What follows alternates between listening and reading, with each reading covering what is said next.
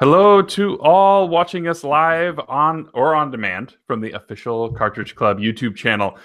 To those unaware of who we are, the Cartridge Club is a community of gamers, collectors, and video game enthusiasts of all ages. And as a community, we regularly come together to discuss our favorite games, both modern and retro, movies, and pretty much anything else you could imagine. In addition, we are the home to 2 unique Game of the Month podcasts where community members will play along over the span of a month, with a few coming together to record a podcast all about that game. Sort of along the lines of a book club, but for video games. This month, we are playing Axiom Verge and The Legend of Zelda Link's Awakening, and we continue to seek out excellent games to play as future game selections. You can check out all the games that are ahead on the forums over at cartridgeclub.org or on our Discord server and join in the conversation. Tonight, we are highlighting the E3 2018 press conference for Bethesda. And joining us as our panel, we have Ryan, also known as It's Rocket Sauce. Hello. We have host of the YouTube channel Frantic Society and the Frantic Thoughts podcast. We have Josh. How's it going? And author and co-host of the Masters of Unlocking podcast, we have Caleb J. Ross. I'm sorry. Thank you all for being here with us tonight. I am Musty Hobbit, host of the YouTube channel Second Breakfast, and we have a bunch in store for you over the next couple of days. And we'll be breaking down all the biggest news out of each of the E3 press conferences. And we realize you could be watching any number of other outlets who are breaking down and covering this global event, but we want to thank you for choosing us to break things down for you. So let's get started with the hottest news out of Bethesda, and then we'll touch on Devolver Digital at the end. Their press conference just briefly wrapped up a few minutes ago. We'll go ahead and go through all of that. Quite a bit coming out of Bethesda. Last year was kind of a one of the weaker of them. Done this for, I think, the last 3 or 4 years, and last year was sort of a shorter video-based presentation. So I want to get your guys' kind of quick take on just sort of the general approach that they went about this year and what you kind of thought of that. Let's start with Caleb. You are a huge Bethesda fan in general, so I'm interested to hear your take on kind of their approach this year. Yeah, I think you're absolutely right. Last year, if I can set it to that context, as you mentioned, last year was a bit of a letdown, but I think anytime Fallout's not mentioned, it's going to be thought of as a letdown in some way. Bethesda and Fallout are just so inextricably linked that to not talk about Fallout, or to only talk about Fallout in the sense of a mobile game, is a little bit of a letdown. To this year, I think they really brought it. I was extremely impressed by pretty much everything that I knew that they were trying to impress with. But that's also because I think I'm a bit of a fanboy. So for this entire conversation, just know that everything I'm saying is through rose-tinted glasses, because I am definitely a bit of a fanboy. So I was very happy. I was very excited about it. And I think they did, unequivocally, they did better than they did last year, even though last year I liked as well, because again, fanboy. Hey, and that's totally fine. We are actually very happy that you were here for this one. Just knowing your attachment to Bethesda properties. If we couldn't have you, we would feel like we'd be missing out on a really good contribution. Well, we'll see how that. We'll see. Oh, fair enough. But I Josh, appreciate you asking. Yeah, for sure, Josh. Let's get your take on Bethesda's general approach this year. I really liked the venue. It looked a lot different than last year. I thought it was interesting. They had like a double-sided thing going on.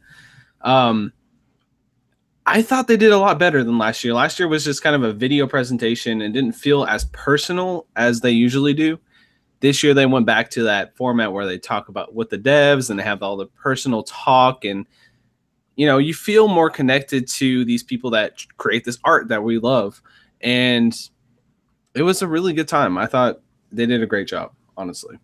Yeah, so one of the things they did was they led with that video, the video that was kind of presenting the people. It kind of humanizes this and makes you realize that people who make video games are people, right?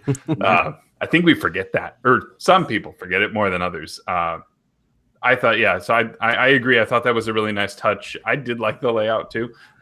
It was pretty.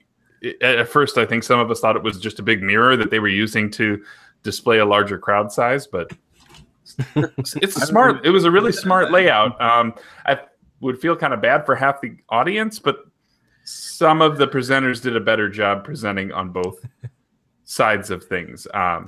It did feel like it felt like a venue that someone like Andrew WK, who I'm sure we'll talk about his Rage intro, it felt like a venue that he would play in. Like, I've been in a lot of bars that had that sort of industrial infrastructure wires hanging down, kind of like more almost claustrophobic, but in a good way kind of feel. Sure. And I feel like that's what Bethesda Studios does well, or at least if they don't do it well, it seems as though they do it well because so many other game developers don't necessarily do that. NoClip recently released a Bethesda sort of historical documentary. I think it came out just a couple days ago, actually. And following this E3 press conference, they're supposed to release the making of Fallout 76. So anyone who was interested in that, definitely check it out. But I watched that behind the scenes documentary just yesterday. And so maybe I'm a little bit predisposed to the whole family environment and really sort of learning about Bethesda as a company that you want to really root for. But even had I not seen that, I think this was in stark contrast to a lot of, I think, what Microsoft does when they're a little bit stuffier. And I'm sure Sony will do as well. Will probably be a little bit stuffier. Bethesda is a company that does really well without not projecting that sort of stuffiness. They sort of are more down to earth. And I really appreciate that. Yeah, for sure. I was going to comment on the self-awareness that they had. There was this the amount of just even down to like Pete Hines wearing his Capitals shirt, right? Like his team just won a championship days ago, and so why not? They were at that game as well. So. E3 he pointed to it when he came out. He opened it up and he's like, yeah, whatever, I like that. Yeah. His dig on Walmart was flawless. So Walmart Canada kind of outed their first big game. And so, Pete decided to take a jab at him. Now, I'm going to say, I think that Rage 2 plays better having been leaked like that. It actually kind of worked out all right. And one of the things that they did, and Ryan, I want to kind of get your combined sort of overall thought, but then I wanted you to lead with the Rage talk because I know that you were a big fan of how that started. Yes. So first off, I would say the Bethesda show was my favorite show of E3 so far. Hands down. I enjoyed the majority of it, with the exception of some card games. We'll get to that point. But almost everything they showed, I had a general interest in. But with the whole Walmart thing, I think I would have been even more pumped if I didn't know, like Andrew WK was like the music behind it. If I would just seen Andrew WK come out, I probably would have been like, I love Andrew WK. He's one of the best live shows I've ever seen. The guy I know it's a hard sell probably for his position too, because everyone's just sitting in their chairs not knowing what to do. They're like, what's going on here? This Andrew WK, he's nuts. And it's true, he is nuts. But he's fantastic live, and he doesn't care. If you know anything about him, he does not care if everyone's just going to sit on their hands the entire time. He's going to have a fun time. That's what I love about Andrew WK. His music's just about partying and having a good time. And I do think it fits with like the feel of the game, Rage. That first game, and I tried it because that first trailer that they released, it kind of sparked my interest. It looked colorful. It looked a lot of fun. It looks like Doom. This little boomerang feature looks awesome. These new weapons, everything about it just looks fun, and I kind of feel fits in with the whole Andrew WK style of music, if you ask me. It sucks it kind of was leaked, but I like what I saw from Rage 2. This one is definitely like on my radar right now for games coming out. I just loved everything I saw out of it today. I wonder if they would have not introed it the same way they did now had it not leaked, because I when they said we're going to show you Rage 2, and then Andrew WK performs for 2.5-3 minutes without showing any game footage, I thought that was a little weird. Now don't get me wrong, I thought it was awesome, but it was weird that there wasn't any game footage shown until after the performance. It wasn't like intertwined with the performance or something like that. So I'm wondering if they acknowledged like, everyone has seen this game. Let's just show Andrew WK, let him be crazy for a little while, then we'll move on to some gameplay and stuff like that. I wonder if they had to make some last minute changes, but Bethesda did handle the leak really, really well. They had fun with it. They updated their Twitter feed with some images kind of poking fun of it.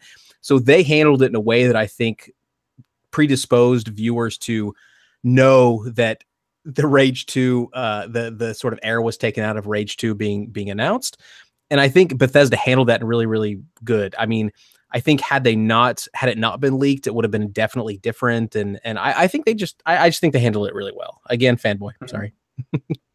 I agree with you there. I think they were the only one who'd kind of leaned. Yeah, they leaned into it as opposed to everyone else who, some of them until like today, like most of those have been revealed. There's still a few that are still tentatives. So they're games we've heard of, but we just haven't seen more of it up to this point.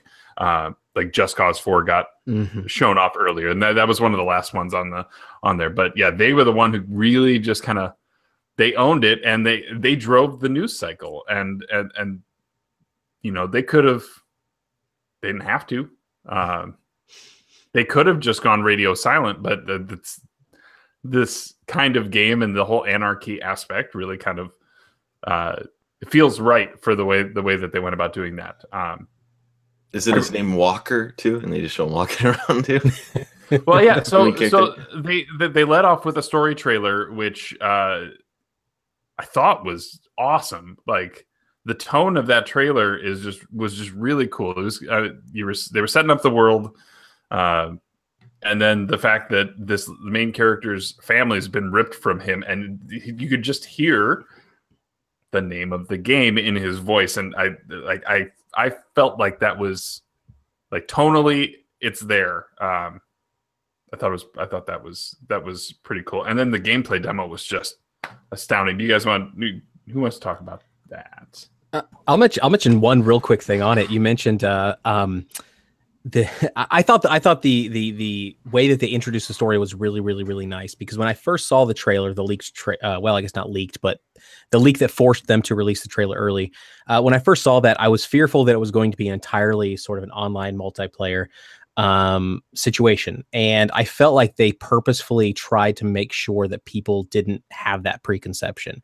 The story that they talked about was very much this one guy trying to fix things, or this one guy on a mission kind of trying to do things, but in just a world of chaos. So that makes me more excited about it. I was originally averse to it because I thought it was going to be more of an online thing. And to be frank, it looks like something that would do really, really well as an online thing. If there ever was going to be a Bethesda Battle Royale, this kind of seems like the kind of game that probably could be that. But it seems like they're specifically saying it's not that, which makes me actually more excited about it than I was before. Yeah, for sure. Josh, did you see what did you see in the trailer? What did this do with your needle on Rage 2? I am pretty hyped for it. I'm excited. I love first-person shooters, and I think Bethesda does the best first-person shooters on the market, honestly, especially when it comes from a single-player aspect. I was loving the powers. I played a little bit of Rage the original when it first got leaked. I was like, I never really played Rage, and I actually have a copy on my shelf, so I tried it out, and it was really boring and dull. And this actually seems like it's going to end up being a lot better and more polished. And it's kind of cool that they brought this outside studio to bring this game to us, because I think it's going to be a lot more fun, just because of Avalanche's style, and they're really good with doing this open world. I played that Mad Max game too, and it ended up being pretty fun. There's some repetitive missions in it, but I think the idea that they can take their concept of this giant open world, like this desert-based open world, and just go crazy with it is a cool concept, especially with these powers and that boomerang blade thing, whatever it's called. I'm pretty excited for it, honestly. Looks cool. The driving mechanics, just to lead off that gameplay demo, I just thought were really impressive and really bombastic. Lots of the explosions and that sort of chase aspect, that looked really good to me. Yeah. like I was going into this kind of lukewarm on Rage. I was just like, it's not the game I want from id right now. Is kind of what I had in my head, and I'm sure that I'm not the only person who felt that way. But the way that began, and then just like you said, seeing the powers, seeing the like he threw something at a guy and it caused two others to like zip to him, and then came by and like I don't know what he did, but there was like something like you could juggle a guy in the air and everything too. It felt really Bulletstorm. That's what I was like. I love Bulletstorm. It's so fun. Like, you know, you kick them around, you do all this crazy stuff in first person, and then they add powers to it. I don't know. It just looked fun to play. You know, that's it looked different. I guess that's something. It seemed more. It seemed to me it stood out. So that's one thing. If I see the same general stuff over and over again, it kind of, you know, doesn't grab me. But this one, maybe the colors and the powers that really got my, you know. I'll mention the. I want to touch on the colors real quick because when there was some, so when Walmart of Canada leaked this, Bethesda followed up and had some fun with it, as we talked about a little bit earlier. And one of the ways that they had fun with it was they were using neon pink accents in a lot of their marketing materials. And I thought that this was just sort of a marketing play. Let's take the stereotypical machismo aggression and pair it with just neon pink, which is the most anti-stereotypical machismo aggression kind of color. And I was like, well, they're just having fun with that. But when we saw the gameplay, we could see that they actually did incorporate that sort of color, these bright, vibrant colors, into the gameplay in a way that I was really, really, really surprised with. I mean, there were a few explosions that just, you could see how they sort of almost like applied a filter of neon pink to it. And it made it look great, but not cheesy or dumb or anything. I mean, it really made it look like part of the actual environment. And so I'm excited to see some sort of colorful and like, it's almost like if someone took Doom and Fallout, mashed them together, and then just spray painted them with a bunch of sort of neon colors, but didn't go so far as to make it Borderlands kind of thing. Like they cut it back a little bit, and that's what I'm looking for. I mean, it looks like a Doom and Fallout kind of combination. It has sort of the line of Doom. You know, I always think of Doom in terms of like, this is going to sound weird, but and I made a video about it a while ago, but I think of Doom in terms of like skateboarding line. Like you go from a rail to stairs and it's like everything leads one to another. And Doom was that way in a lot of ways. Like you would do a glory kill and then you'd immediately run up to another guy, do some sort of, you know, crazy kill, and everything just sort of one thing led into another. And it feels like that's what this is doing, where there's just the sense of line, but in a post-apocalyptic world instead of, you know, hell like Doom. So you know, this may be, and I'm jumping ahead a little bit, but this may be the Fallout I was hoping for. And I'm really excited about it. So I'm really excited about it. Yeah, and so they gave a date of spring 2019. I'm sure that they're probably going to wait until after February. We were talking already earlier about how busy February is starting to look. So I could see this being April. Sounds reasonable enough. That's spring for spring colors. That makes sense. There you go. Yeah, I think that sounds good. Any final comments on Rage 2 before we move on? I was shocked at how much stuff that was in this show, considering what I thought I was going to get. So we do have plenty to go over, and so I don't want to stick on something for too long. But the next subject, I think we can kind of make kind of quick. I don't know of any of us who play card battle games. Elder Scrolls Legends was revealed as coming to Switch soon-ish. I don't know that he gave a date. Fall, I think he said. But he did say that if you do play it now, mobile progress can carry over to console modes as well through Bethesda Net or whatever their account system looks like. So if you're into card battlers, I don't know if you guys want to make any comments on that, but I felt sorry for the guy that had to follow Rage 2. Like it was, you know, I felt like he knew though that he was following Rage 2, and he's like, I'll just get this over with real quick. He did okay. I mean, he did it really well. I mean, he was more personable than I think even a lot of the other sort of that we've seen so far. But at the same time, he knew what he was up against, I think. Yeah. Unfortunately, Yeah. I felt like he was a little more personable than the guy who came out to talk about Elder Scrolls Online, which was up next, and that guy was fishing for crowd cheers like nobody's business. Like he's like, "Come on." Yeah, I don't think they. This is the thing: is I've been in positions where you have to speak in front of a large crowd. You're not used to speaking in front of a large crowd, and you don't know what.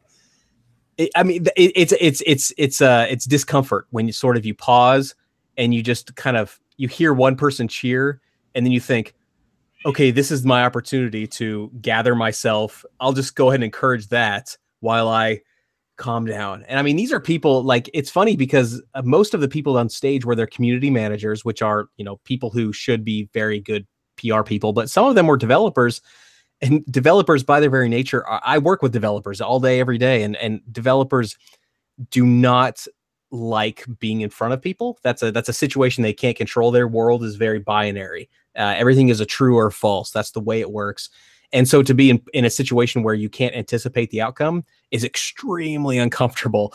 So I feel like they probably should not even put any sort of programmers or anything on the stage and just have like the heads of the company and stuff. But at the same time, that would probably be antithetical to what Bethesda has shown today that they're about, which is, connecting you with the people who are actually working on things. So I feel there's a little bit of charm, I think, to that sort of, awkwardness. I kind of like it. I hope that we don't get to a point in video game presentations where there's not awkwardness, because if that's the case, then it's too polished. It's all corporate. We're detached too far. So I want to see people kind of, not really sure what they want to do, what they're supposed to do.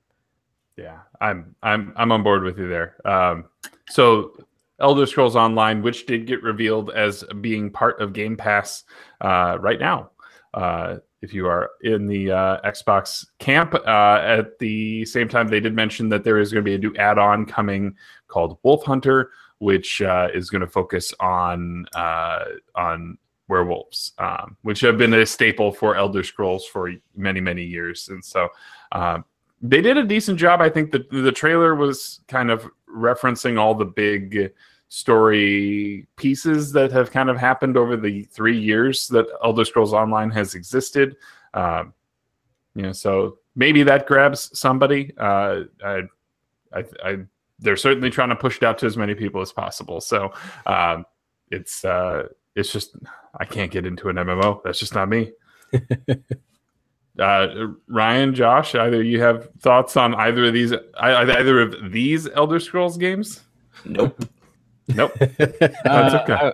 I saw the trailer. They kind of hype you up, it makes me want to play it since I love Skyrim. It's like, should I play that? But I know it's going to be 100 hours, so I don't know. It's a time investment thing, so yeah. I probably won't play it, at the end of the day.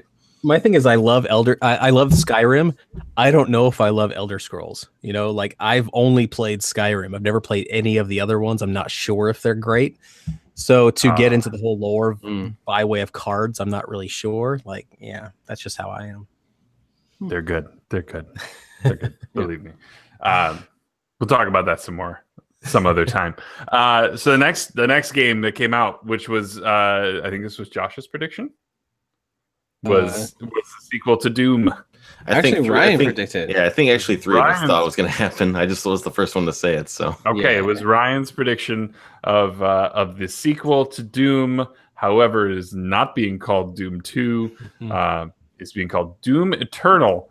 I feel like missed opportunity to just call it Hell on Earth. True. That may be a little too. Maybe that's a little too heavy-handed. Because it was already pretty obvious from the trailer.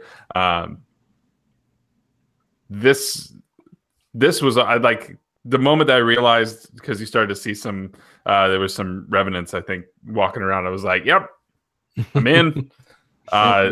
Some kind of brain, well, I don't know if it was a crab or if it's like a scorpion with a brain on its back walking. Yeah, it was some nasty looking stuff, but it was good reveal. Now, I know that all three of you are big fans of the original game. So, Josh, tell me about what that trailer did for you. Well, this is probably the first trailer of E3 where I actually stood up and did a fist pump. I'm like, yes, I'm so ready for this. Like, I love Doom 2016. I've played that game at least 3 times. I kind of like always go back and play different chapters that I liked. It's just so fun. I don't know what they did there. It's just take this old style first person shooter and kind of bring it into the modern day, and it's just so fun. I don't know. I always have a fun time playing it. I'm excited for more of that. And I didn't really think it would come this soon. We all thought it was going to come, but I think did they say it was 2019 or is it like later? They said they were going to reveal more at QuakeCon, which is in August. Oh, August. Yeah. Okay, which makes me think that it's not this calendar year. Yeah. So it'll probably be like next summer, maybe like, I don't know. June next year, something. The first one was in May. 2016 was the May. I think it was late May release, which would fit. It would fit pretty well. It would get it away from. The problem is then you would have id competing against itself if it releases too close to Rage. Yeah. And I feel they would have said spring 2019 if that were the case. Like I feel it's going to be way later than that, unfortunately. This feels like a fall 2019 to me, but that's fine. You know, like in October. We know it's coming. That's Halloween. Yeah. This seems like it's going to be probably the lead going into next year's E3 for them. Like saying this is our big game to start off the show next year for them. So that's what I get the feel with this one. But at least we know it's coming. Yeah. So they kind of alluded to some other multiplayer modes. I don't know what that means yet. We're all afraid of the battle royale stuff. I don't think Doom fits that mold, but the battle royale plague, right? Yeah.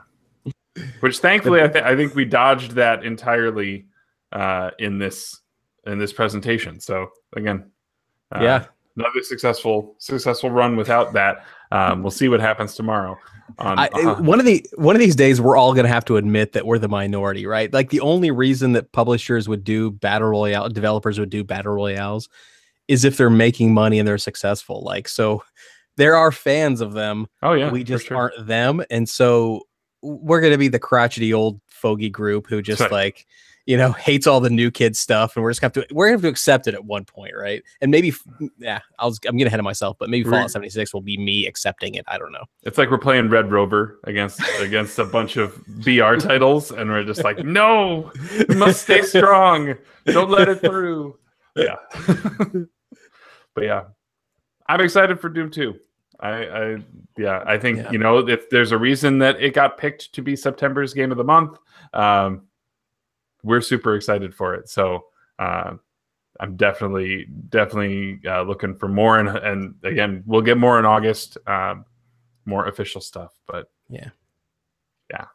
My only fear with it, and I'll just throw this out there now, is that the marketing materials that they threw, that are the visuals that we were seeing, it was doing one of those things where it kind of shows a bunch of characters all in sort of a landscape kind of view, which generally tells me that they're trying to do fan service and say, hey, but don't forget, we are having cyber demons, and we're also having Eye of the Beholders, or whatever they're called in Doom. I can't remember.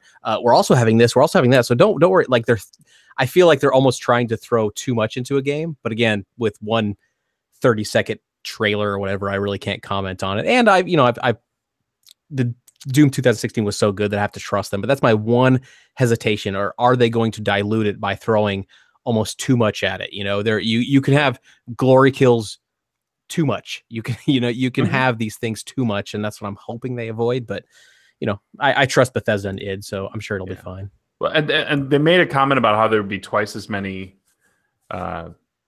demons. I didn't know if that meant in count or in species. Yeah. I didn't either. That's a good point. If there are twice as many, if there's some more unique ones, because a lot of what they built are based off of the original ones, right? If we start to get the expansion beyond just what was crafted from the original one, that'd be interesting. I don't know. I don't know what's missing. Like I can't think of what's missing from the original 1993. So. If it's on Earth, it's got to be like interspecies, demons, humans, things, maybe, I'm guessing. But then you get down the path of like every other sort of half zombie, half human thing. So hopefully they avoid that. I don't know. Yeah. And rip them all to pieces. Destroy them all. Cool. Let's move into then. If you were to run across a demon, you would most certainly be nervous, and it might make you quake. Quake Nice Champions. segue. Beautiful. So Quake Champions is their multiplayer arena shooter. They're touting themselves as one of the originals, which is pretty true. I think they're saying that this is the 20th anniversary of the original Quake. So they are bringing Quake Champions as a free-to-play trial right now. And I didn't understand the series of events here, but he said that you could continue after the trial for free. So I don't understand what that means. Like, doesn't that just mean you can download the game for free now, and as long as you play it, you have it for free? Like, I guess, yeah. Yeah, I mean, I know that Caleb. I know multiplayer is not your cup of tea. Ryan or Josh, do either of you guys plan on trying out Quake? I'm gonna get the free thing so that I can keep the free thing forever. That's what I'm gonna do. But no, I love an arena-based shooter. I didn't really grow up with it, but in later, I say when I was like 22, I got really into Quake Live. If you've ever played that, it's kind of like, it's old school, of course, but it's really fast-paced and kind of keeps your reflexes going, and it's a lot of fun. I haven't tried this Quake Arena, and as far as I know, it's almost similar to that. So I'll definitely get on. It's free. Why not? I'll try it out. It's only PC. The thing that I was predicting that it would come to consoles, but I guess they didn't think it was going to work on consoles or whatever. But yeah, that's what I was hoping. But, I'll play it on PC and try it out. Why not? Yeah. Ryan, how about you? Quick change. Yeah, I'm not gonna. Nah. Oh, if it's PC, I'm not touching it. So Yeah, no, that's fair. They showed a trailer. I have a hard time with the visual style on that because of everything else that they have shown being so graphically superior that Quake Champions feels like a step down to me. Like it feels like an Xbox 360 game. Kinda. Yeah, with a nice, almost bordering on cell shaded kind of aesthetic. Yeah. But yeah, it looks like just the way that like those drops, like you take somebody out and like those like green boxes pop out of them. It just looks simple. It looks corny, maybe. Maybe corny. I mean, it certainly allows them to be able to keep a steady frame rate if they're not really pushing it graphically. But I don't know. It's not. I was kind of in the last ditch effort. I was hoping for maybe an actual like story continuation to Quake and not just more of Quake Champions. But maybe one day they'll do it. I mean, I'm sure they will. But yeah, Quake, there's a fan base there. Quake 4 wasn't great. I mean, there is a 360, Quake Con, so there's a fan base there, and maybe eventually they'll do it. Yeah, but they're leaning hard into the esports things. This is the only talk of esports that we'll have for this one. But yeah, they're really pushing that initiative, which makes sense. It is their competitive multiplayer shooter. So I think that I think we'll kind of leave it at that.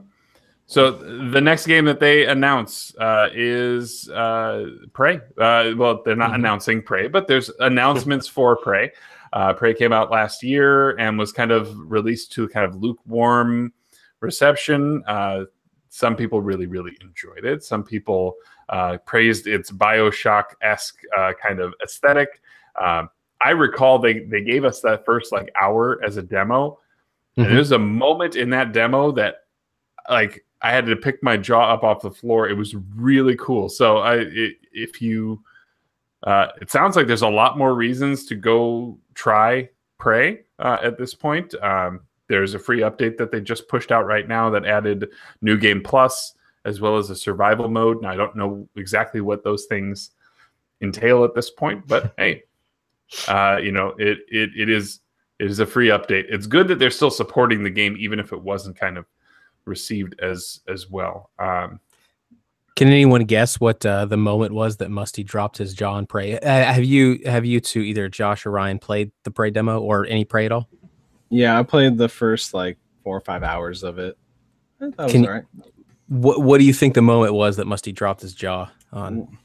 It's kind of spoilery, isn't it? I haven't played it yet. If it was in the demo, then no. Because I mean, Musty, you just said that you played the demo, right? Yeah, it was in the demo that I played that. Yeah, I'm gonna say it involved a window. Let's just say. Yeah, I was gonna say when you Yeah. break the glass, right? Yeah. That and then, like, the next like 3 or 4 minutes was just like that part was really freaking cool. Yes. So if you haven't played Prey, we haven't given away anything. Just know that break the window. It's pretty fun. And if you don't, it's going to be a very short game. Yes, quite. Yeah, you just keep checking the answering machine or something, right? Yeah, pretty much. Yeah. So yeah, what they announced though was DLC for this, and it's called Moon Crash, which seems to me like a randomized challenge mode that takes place on the moon, and is set to you spin me, baby, right round. What did you guys think of this? How do you feel about this? Josh, I think you had predicted Prey DLC. I predicted that there'd be anything from Arcane, and I guess this is what they brought. It counts. Yeah, it's true.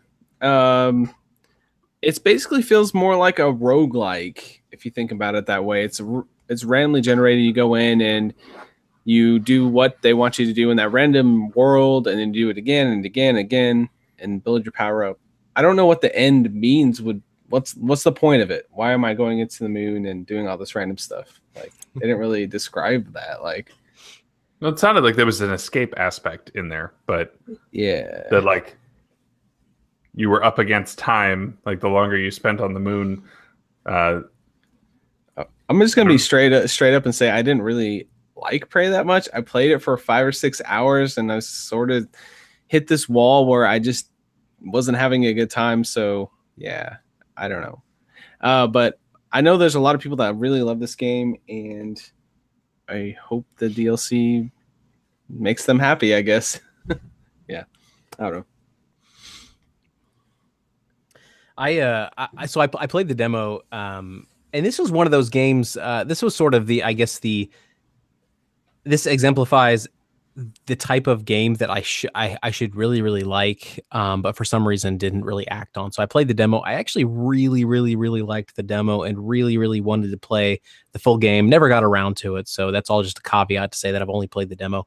But I correct me if I'm wrong. Is this kind of the first randomly generated roguelike, if we say it that way, DLC? Like, I don't know of any others like that, and if so, at least they're trying something new with DLC, I guess.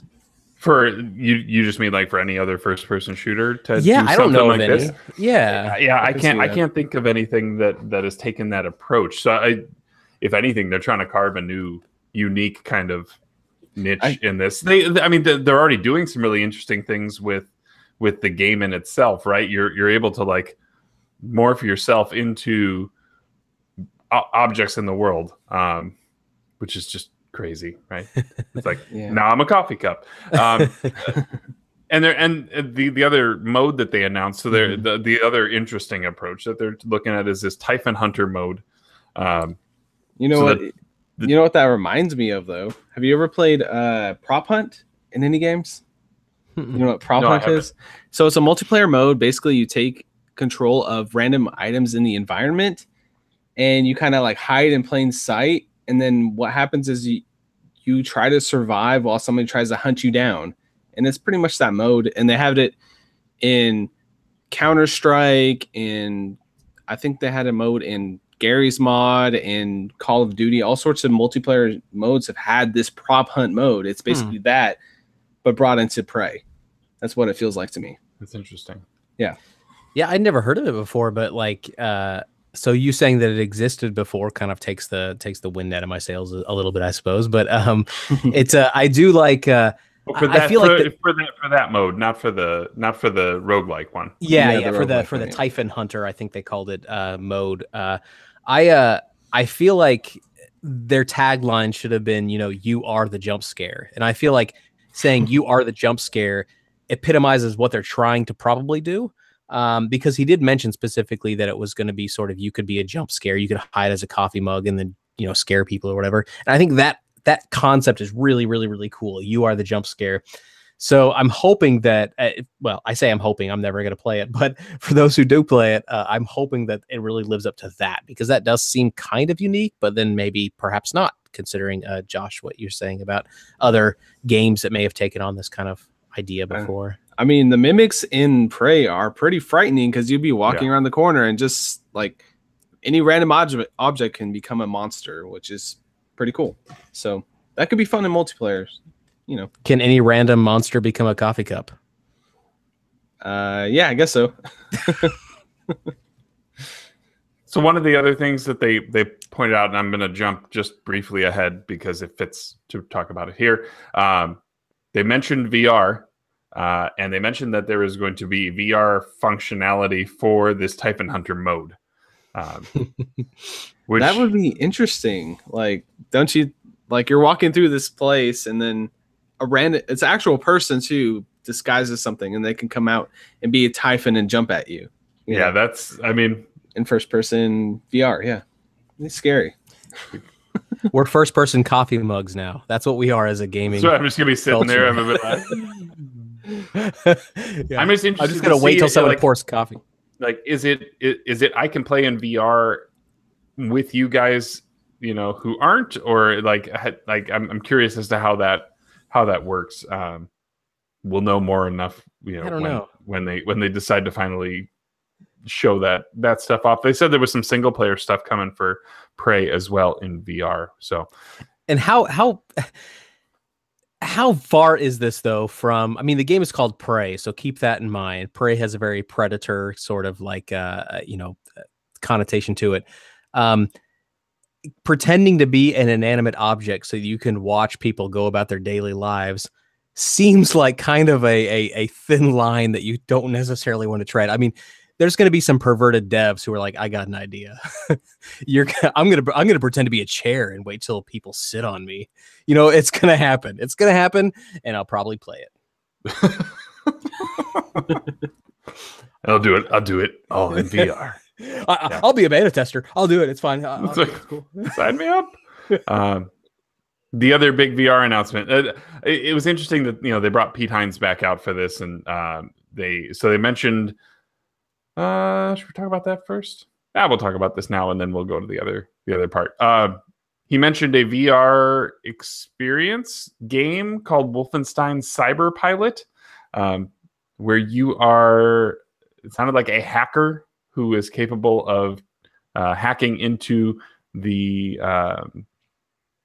Nazi war machines and things like that, and able to like turn them against their creators, which just seems kind of crazy. I see how it could work in VR, but what do you guys think of that announcement for Wolfenstein? For that, I wasn't as excited as about what we saw from the other Wolfenstein announcement. It's to me, it sounds more like trying to think what's one of those things called the additional game that came with Star Fox Zero that slipped Guard. Yeah, so to me, it sounded like it's more one of those kind of games. But until I see some gameplay footage, I did like though that they are sticking with the VR. They must see some kind of success with it, with Skyrim and Doom. That they must know that, hey, this is something we probably want to have our toes in. So it's nice to see that they're sticking with it as a thing. It's not the main source, but it's a thing that they're continue to expand with over the time. Yeah, for sure. Yeah, I like the idea that Bethesda is, Bethesda has always said that they are a story-driven developer. And if they truly buy into that idea that every character has their own story, that every character has a history that they bring with them, even NPCs and all this kind of stuff. Like that's something they've been mapping out for years. It would only make sense that they would sort of build a VR experience around what some may consider a non-essential character, someone who just controls the computers on. I don't know. So I like the idea that they are trying to delve into the sort of story of this. Now, I think what it'll hinge on is there the ability to pair a narrative story with a VR experience? And that's something that I have yet to see really, really well. I mean, VR by its very nature means that you are the character, and more so than if you're just playing with a HUD and all this kind of stuff, like, you know, a first person or something. And so trying to find a way to express a story-driven experience through VR is something that I think is going to be very difficult to do. Now, I think of all developers that can do it, probably Bethesda. So I would imagine that this is sort of a step in that direction. So my belief is that it's probably not going to be very good. There's going to be a lot of problems with it, but I believe it is part of a continuum that I look forward to, even though I'm not a VR person myself, but I look forward to the point when the VR experience can be this story-driven experience, but it's still from you as the character's perspective. So I think it won't be very successful. It'll be successful in the same way that Fallout 4 VR was successful, meaning that it really wasn't. I mean, it was broken as all hell. But I think it'll just be a continuation of that. That's my belief. Yeah, and part of the Fallout 4 VR, I think, is that it is only on PC at this point. It seems like the PSVR contingent is growing, I think, far more rapidly, or at least they're more vocal about it, especially the club lately.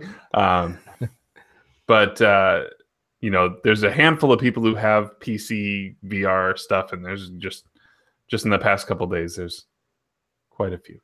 So welcome to the show, guys. Well, it's we'll get to, I guess, that with the PlayStation show. It just, I think it fits just a little bit more. It's a more affordable option of virtual reality, if you will, as opposed to doing it on the PC. So I'm just saying the Fallout 4 VR is not there on PSVR as of yet. So yeah, and when I say broken too, I don't mean technically. I mean really just narratively. I mean, you're able. One of my favorite, really the only sort of Let's Player that I even watch. He's called. His name is Many a True Nerd. He's fantastic. If you've never checked him out, he did a bunch of videos about Fallout VR, and he's really good at picking apart why it doesn't work. And you can essentially sequence break the entire game, and it's just makes it not really a functional game. But you can still have fun with it. It's still a great experience. But yeah, it's sequence-wise, story-wise, it just doesn't work because of some of the limitations there. But okay, well, so Wolfenstein Cyberpilot wasn't the only Wolfenstein announcement that we got. In fact, we got a couple of things. One, again, they reiterated the fact that Wolfenstein 2: The New Colossus comes out on Switch on June 29th. So you've got just a couple weeks away for that. If you have yet to play the New Colossus, it was. To me, it was my game of last year. So I would highly recommend it. And I have no doubt that it will run just as well on Switch as say, Doom did on Switch. Obviously, the fact that they're willing to support it with these AAA titles is awesome. So good on Bethesda for that. Anyone picking that up? The Wolfenstein? The Switch one, yeah. The Switch. Oh, no. I've already had it on PS4. I was a day one buyer on PS4, but if I hadn't, yes, I absolutely would do on Switch. So. It's one of the best first-person shooters I've played in a long time. I love the story. It's so crazy. If you have a Switch, that's like your main console, and you don't have a PlayStation 4, Xbox One, PC, whatever, I would say pick it up. Oh yeah, absolutely. It's definitely worth it. For sure. So the other big thing was there is a. Now I'm trying to understand, is this Wolfenstein 3? No.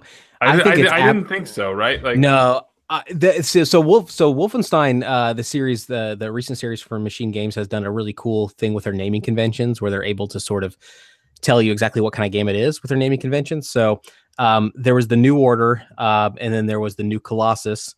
right? Then there was the Old Blood, which was the DLC for the New Order, and now there's Young Blood, which I would imagine would be probably the DLC for the new Colossus. So I think they're probably using the term Blood when it's DLC, and then New something when it's an actual tie-in title. That's my theory. That makes sense. Anyway. Okay, that I didn't draw that connection. So thank you for pointing out. Thank you for pointing out obvious wordplay that I missed out on.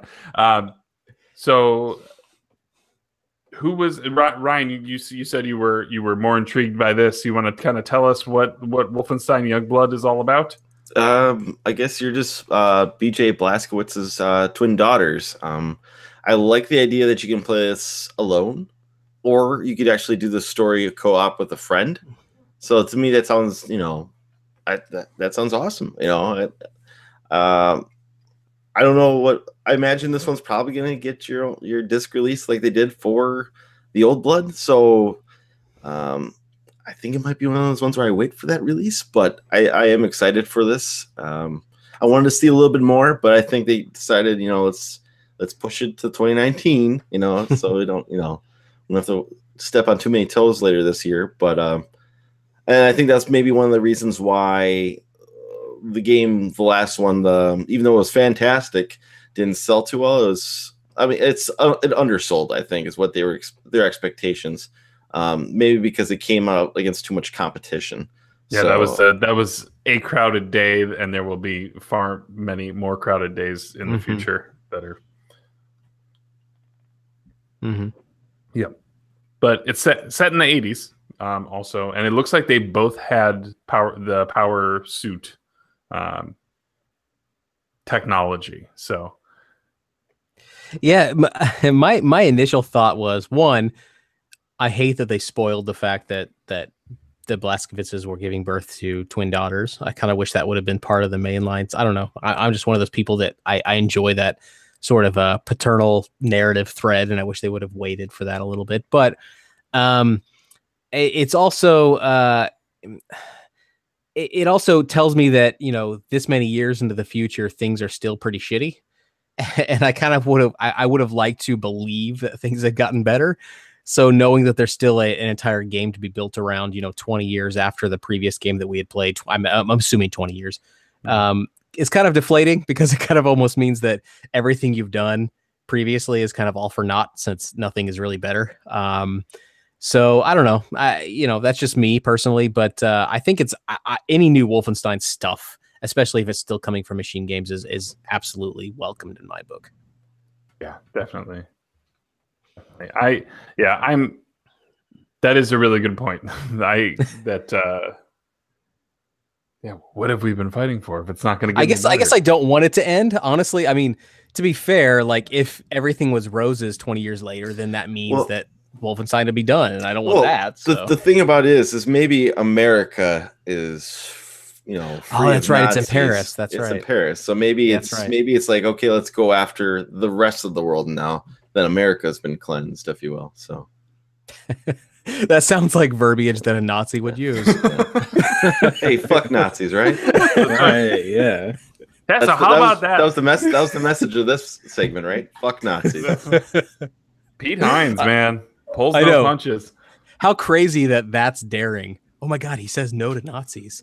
Oh my god, this guy's. Oh, I know. Yeah. He got so much flack though. Yeah. Like that's vocal minority talking. That's that's vocal minority. Mm-hmm. Yeah, we won't go there. We won't go there. So I mean, up to this point, we've had a pretty loaded press conference as it was, and we haven't even gotten to the true main course of it. Before we get to the main course, I want to give a brief shout out to one of our community podcasts who had this to say. They are celebrating their 69th episode of podcasting with Polykill, which this will be happening live this Thursday, June 14th at 7:30 p.m. Eastern on Twitch. If you're not familiar with Polykill, this will be a great starting point for you, but you should be prepared for all the usual shtick, including poorly harmonized transitions, devolved humor, misinformed hot takes, and community polykills. Also expect plenty of post E3 sass mockery and excitement. Josh on presentation. Polykill. Yeah. So again, that's Polykill Live Thursday on Twitch at twitch.tv/Polykill Podcast. Come ready to participate and have a good time. Thank you to Jake and Travis for being great contributors to the club. Yeah, so we're all looking forward to 69. Yeah, let's all 69 together, right? That's right. I don't know if you could have multiple people 69. I think that is antithetical to the whole idea of 69. Grab a friend and 69 with Polykill. Tell you, by the time we get done with Nintendo's, that ad is going to look really weird. Beautiful. Yeah. You know what doesn't look really weird? Todd Howard on stage. Todd Howard. No, are you guys going to harmonize with me? Come on, I thought we were going to do a Polykill thing. You know? Nope. We talked about this. No. Okay. Todd Howard is the master of stage presentations, although he got hung up a few times at the end. Like his timing, like he was ready to go a couple times. So Todd Howard is the storied head director, of one of Bethesda game studios, I think. Yeah, right? He's the head of Bethesda Game Studios, which is really the only proper Bethesda game studio team. Everything else is sort of Arcane and id and all these others are sort of part of that, but he's like Bethesda Game Studios is the one responsible for Skyrim and Fallout. So he's the head of that essentially. Yeah, he's a good dude. 25 years in the business. Same building too, which I learned from that No Clip documentary. The exact same building he walked into 25 years ago and said, "I want to work here." And he was still in college, and they were like, "Who the hell are you, kid?" And he's like, "Yeah, I just want to work here." And it's literally the same door he walks in every day. Today was that day. So anyway, I would recommend everybody watching that No Clip documentary. It's like what, hour and a half, something like that. About an hour and a half. Yeah. Mm-hmm. Yeah, it's really worth it. I watched the entire thing. It's so good. Cool. Yeah. So he had a lot to talk about. A lot more than I think I expected. Like I expected Fallout 76. We got a lot of that and more. But first, he decided to give us what I thought was one of the best moments of this press conference. It was amazing. Because the running gag is that Skyrim has been ported to everything. So he decided to reveal Skyrim on something that don't think anyone had imagined. What was it? The Alexa, I think, right? Amazon, it was on the Echo. Alexa, but it was, I forgot what the edition mode was called. They put it up at one point, but so Keegan Michael Key did an ad for Skyrim Alexa edition, which was just awesome. Go ahead, Josh. You want to talk about it briefly? I love Keegan Michael Key, and I love Key and Peele and everything he pretty much does, and just seeing him be this crazy wacky in an E3 press conference was awesome. I mean, I love that they're allowed to make fun of themselves. I feel like a lot of companies are pretty stuffy. They don't want to talk about this, risque stuff that everybody says on the internet. They don't want to talk about it, but Bethesda's like, whatever. We're just gonna take it on the chin. We're just gonna make this funny little comedy sketch about Skyrim being on everything, and including your refrigerator and your Alexa. Yeah, it was great. It's worth watching. I loved it. And your mobile pager. Yes, your pager. I forgot about that part. Yeah, that was awesome. I love what's the interesting marketing twist to this, though, is that now that they've made fun of themselves for being on every device imaginable, now they almost have the freedom to be able to release it on everything they possibly could. Like, even if there wasn't anything that comes up new, they can be like, yeah, we already sort of broke the seal about us being able to put it on everything. So if there was the ability to gamify a refrigerator and they put Skyrim on it, people would be like, okay, cool. Yeah, I get it. Like, that makes sense, because we've already sort of broken the seal now, I think. But even if it was like a dash, like a theme, like just a picture that had a dragon on it, right? No one would call them out for selling out, because they've already acknowledged, yeah, it's dumb that we're doing this, but we're gonna do it. It's the same way I think on the Todd Howard E3 presentation when they announced Fallout 4 a few years ago. I remember him specifically saying, like, when they had the collector's edition, which was like the Pip-Boy, I think is what it was. He specifically said, like, when it comes to dumb like things we can do, this is the dumbest, but it's also the coolest. And like he acknowledged that this is stupid, but we're doing it because it's kind of cool. And so they have that kind of in their pocket now, I guess. So we should kind of flow right into maybe we flow right into the collector's edition of Fallout 76. Now that you bring up dumb things that they can include. Yeah. Do you want me to mention? Yeah, go ahead. Go for it. It's glow in the fucking dark. I love that. Yeah. Because he knew how stupid that was. Like, he knew that a glow in the dark poster is dumb as shit. But he's like, yeah, but that's what we're doing. Why not? And then when he announced it's called the power armor collector's edition, I think is what they call it. But it comes with a wearable, which they called out specifically that it's a wearable helmet, power armor suit helmet. But he specifically said, like, I've always wanted this, so let's do it. Like, he's like, I don't care what you guys wanted. I've always wanted this, so I'm going to do it. Like, I just love that he's cool with saying that, you know? Yeah.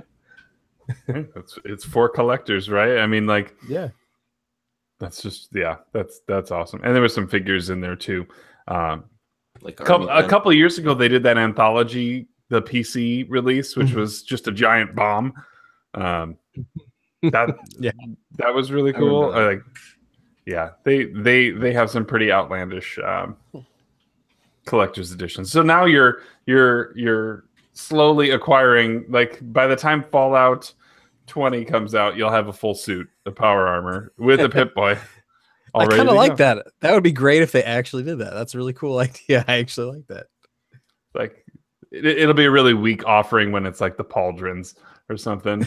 Like, sorry guys, that's all we got this time. But you love us, right? One thing I didn't really love about the Fallout 76 reveal, or not the reveal, but kind of this presentation of it, was that they showed the same trailer that they showed hours before. They could have skipped that and went right into what they showed right after that. They could have just like did an offhand mention, just be like, "Oh, we showed earlier at the Microsoft press conference this trailer. Go check it out. Now let's talk about this." You know, they didn't have to do it again.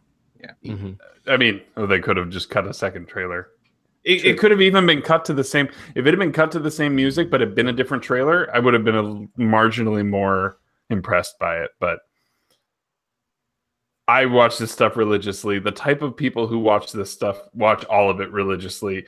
I mean, I guess we're banking on the fact that people didn't watch the Microsoft one. It's really all their game. I don't know.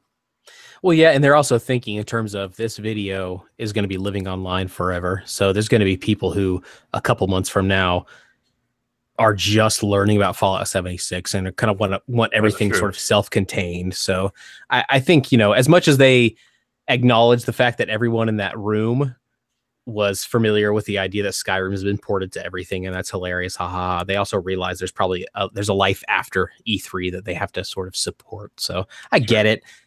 Sure. It makes it so you don't have to be referential, right? You can just be like, yeah, here's this thing.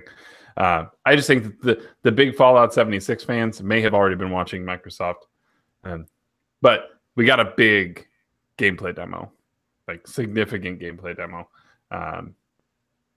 broken up into a few different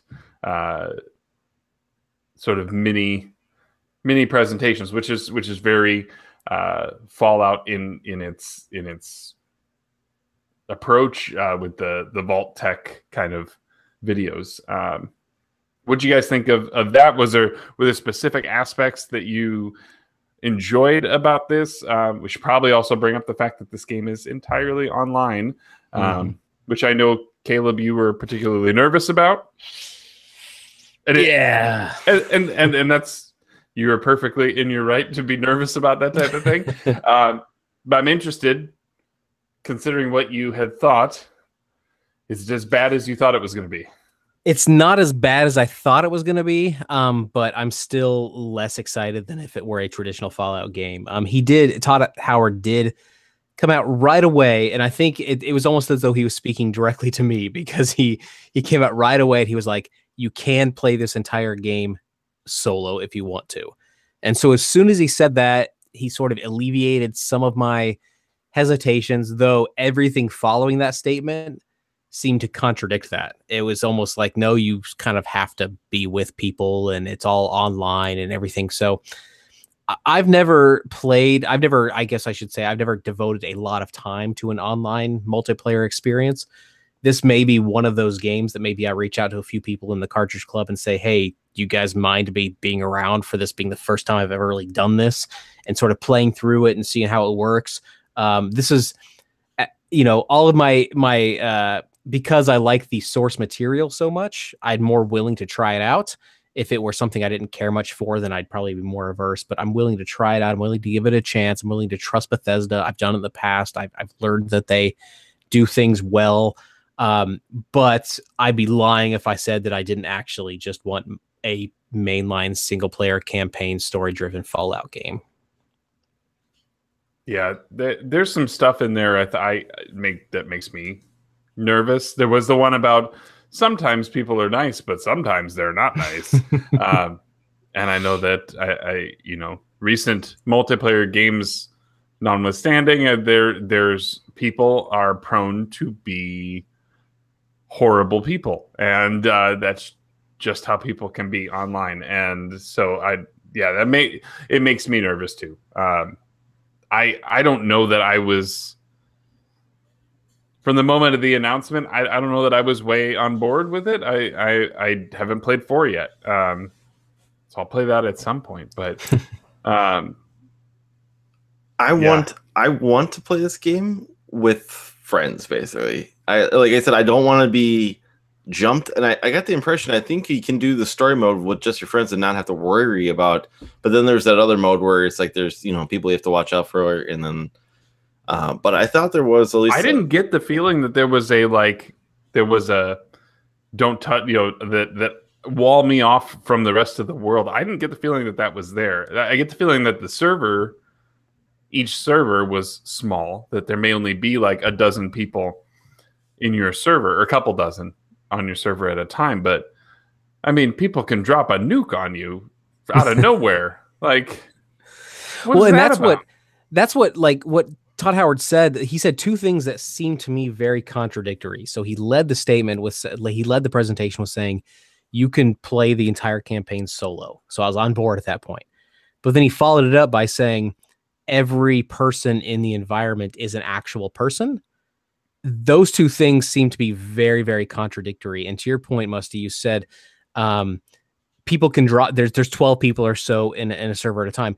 Does that mean there's only 12 actual characters, NPC, playable, whatever they may be? There's only, NPC, I guess, would be not actually the case, but 12 characters that have any sort of interactive elements at any given time? Because if only 12 people are allowed, but every character is an actual person, that tells me that there's not a lot of people in this world. So if you were to play a solo and you were to interact with 11 other people, 11 people is way fewer than the number of characters you can interact with any other Fallout game. So I'm a little concerned about that. So let's get 12 club members so we know we're not going to kill each other.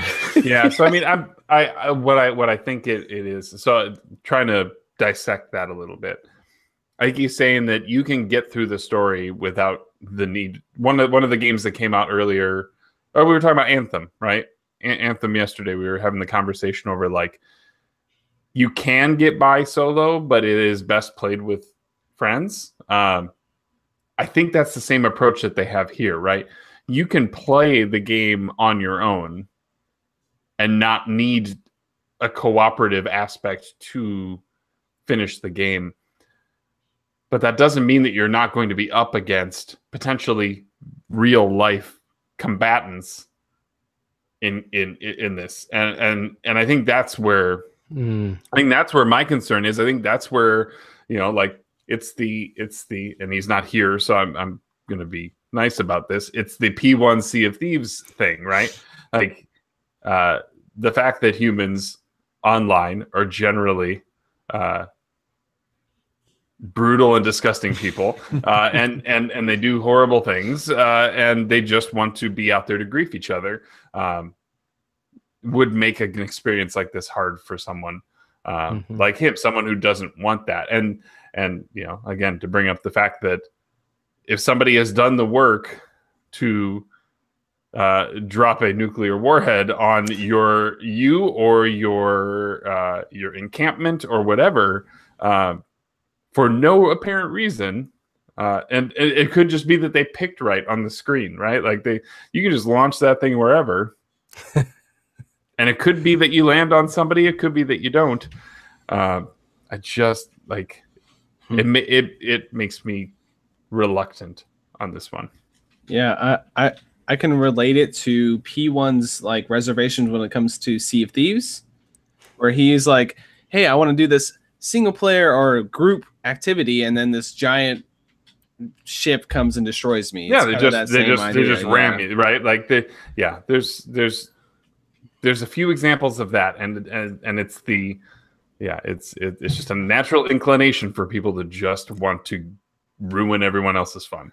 My hope is that it'll be so. If you know, I keep harping on the idea that he said 12 players or 12 people in a server. And if he says that, you know, you have a group of 12 people that are sort of the core group, and that any mix of those 12 people can at any time go out, do quests, whatever it might be, because there has been indication that there's a story mode as well. Mm-hmm. So maybe at some given point, there's only 3 of those 12 people in your group that can actually do anything. Okay, let those 3 people kind of do stuff, level up, do whatever they want. The other 9 people can jump in, do whatever they want, and kind of all work together and do their thing. My hope is that is what they're sort of trying to push people to do, and that it's not necessarily going to be that, I don't know. I guess I'm just trying to find a clever way of saying that I hope it's not going to be something where it's high school all over again and I'm getting rubber balls thrown at me at dodgeball. Like I don't want that. I want Fallout to be like a special thing that no one can ruin. So maybe I just won't play Fallout 76. I don't know. Oh, well, I can relate this to me and my buddies had a 75-person Minecraft server. This is years ago, but we would build these amazing cities together. But occasionally there'd be groups of people that come on and they would troll. So half the time you're dealing with these trolls that are destroying stuff, blowing stuff up, and trying to ruin everybody's good fun. So I can see people's, hesitation when it comes to multiplayer games, because it's a huge headache, especially when you're trying to moderate this big server with all these people on it, and then if someone has to come and try to destroy that fun. So yeah, I could see that why people would be hesitant to try something like that out. For sure. Yeah. And to give one more parallel, just to kind of clear some of the air with regards to, like, he mentioned dedicated servers. Sea of Thieves also has this, but it does some re-instancing. So what'll end up happening is that sometimes as you're playing Sea of Thieves, you'll kind of float between servers, because each server itself is a representation of the world. It kind of brings those worlds, like it'll migrate you through those to either make sure that you're encountering people periodically. Now, I don't know that that's the case or what they're aiming for here, but it seems like when they're saying there's going to be a low player count, but this world is 4 times as big as Fallout 4 was, that they're going to have to do some flavor of that. So there may be a small number of player count. I don't think that it means that it can be you plus 11 of your friends. It means that you may pop in and others you can sort of join you in your instance of the world.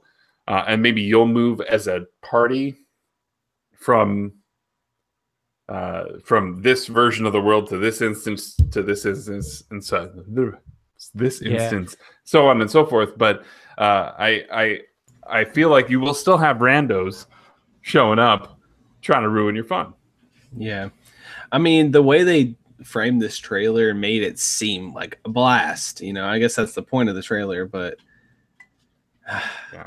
Yeah. Depending on the price that it launches for. I mean, this may be a November 14th pickup for me, as long as there's other people who want to play it as well, and it's cheap enough. Like, if it's a $60 game, which it probably will be, let's be honest, but if it is, I'll probably hold off a little bit until. I mean, the only online experience I have is with Bloodborne, and I sucked at that game single player. So I just had I had a friend who joined me and kind of played through.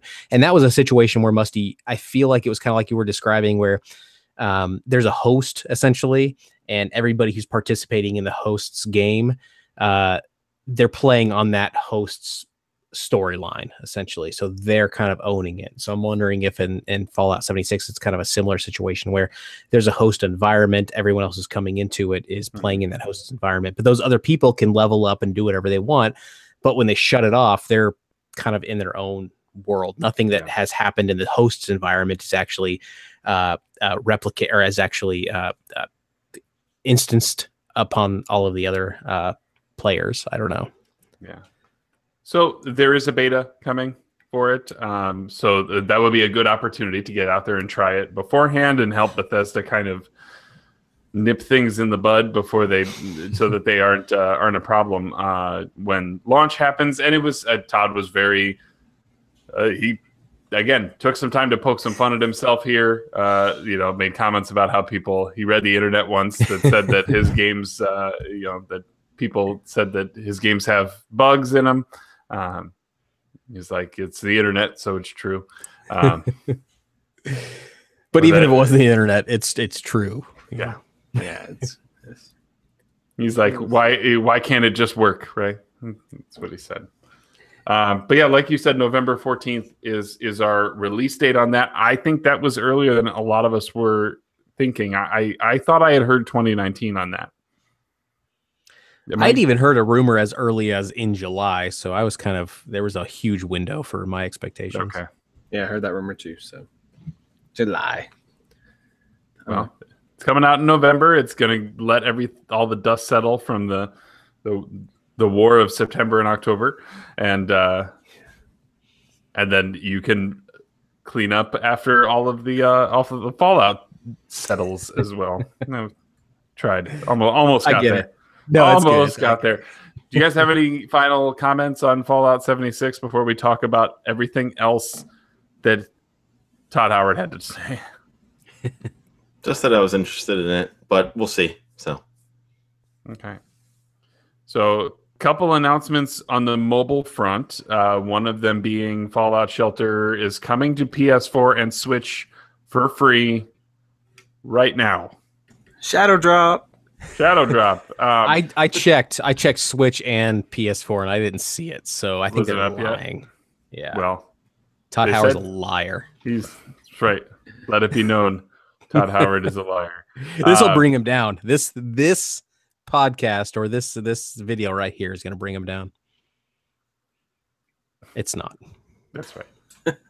Now, I should point out, Fallout Shelter has been on Xbox One for over a year. Let me just point that out.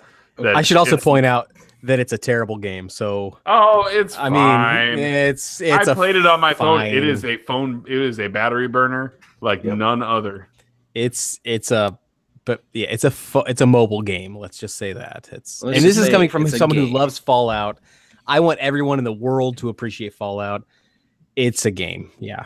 If you've played Tiny Tower, you've played Fallout Shelter. Yeah. Oh yeah. Unfortunately. Mm-hmm. Yeah. So the other one they announced though I would say a surprise. It's called Elder Scrolls Blades, which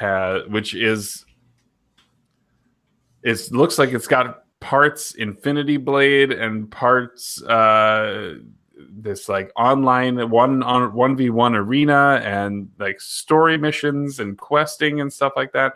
And it is all available to do in both landscape and you called it meeting mode.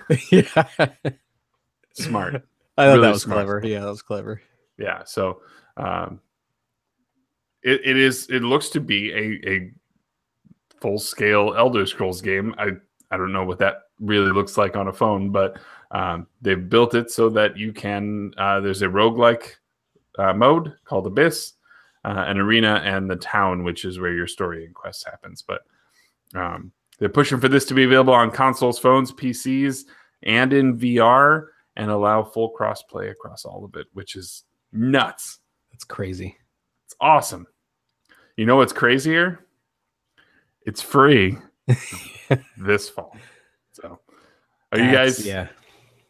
Do you guys like mobile games? Does this even scratch an itch for you? Are you intrigued, Ryan? This is a double no for me because one, I don't mobile games, and two, the whole Skyrim Elder Scrolls universe is just does not it doesn't attract itself to me. If you will, it's not something I'm interested in.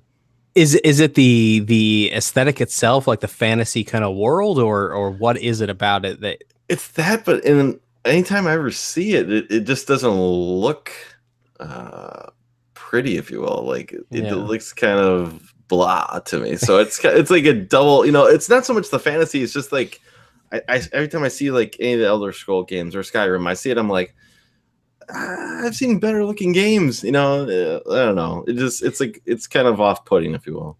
Yeah.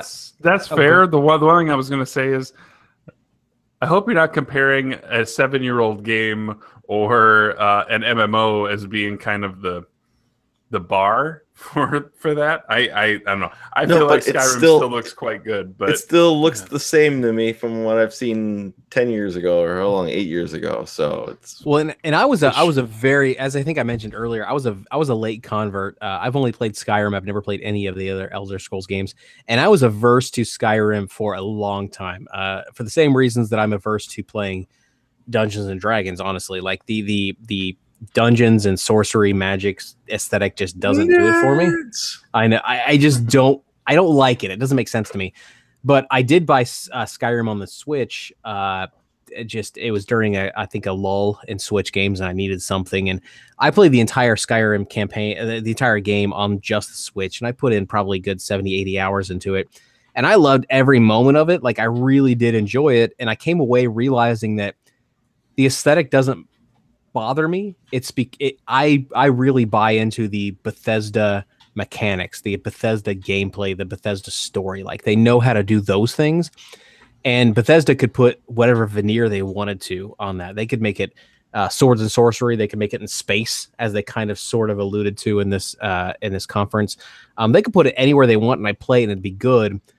Because of that, because of my recent convertedness, convertedness. I don't know what the word is there. I'm excited about the phone game just because I think it could be kind of cool. I think especially considering it's not taking like the Skyrim aesthetic and sort of porting it into a clicker game or porting it into anything like that. It's trying to replicate the actual Skyrim experience, or the first person Bethesda experience, I should say, rather than sort of narrowing it just to Skyrim, just the first person Bethesda experience in a mobile platform.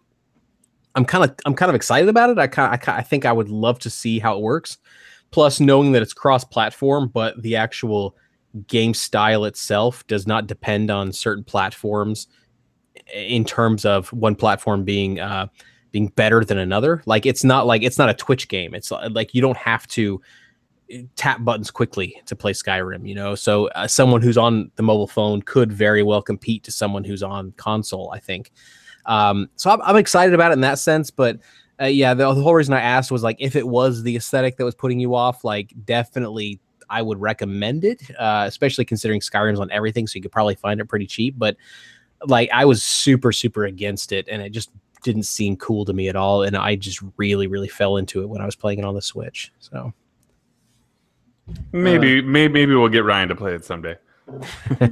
The one game it reminds me of, I don't know if you guys ever tried this, maybe not. It's an indie game called Legends of Grimrock. Has that ring a bell at all? Basically, it's almost turn-based, but it's a dungeon crawler. So basically what you would do is you can select the direction you want to go down this dungeon, and it's kind of has the aesthetic of like Elder Scrolls.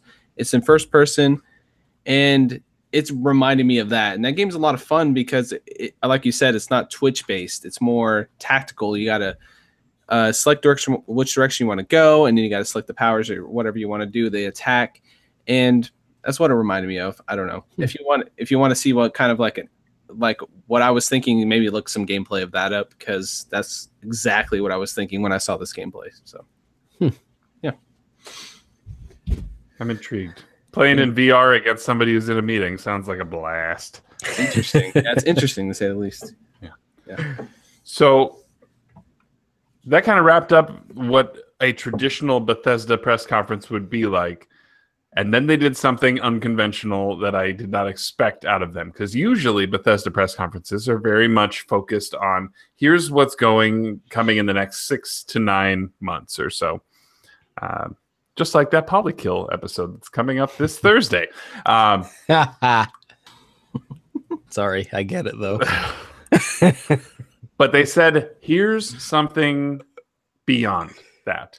And he used the term specifically next generation, which to me, I don't know that we have clarity, or it's possible that there's been some breaking news that we've missed out on because we've been chatting, that he means not PS4, Xbox One generation. And I would believe that based on how these next two trailers, how very little was in them, but they were massive, like industry shaking trailers in my opinion.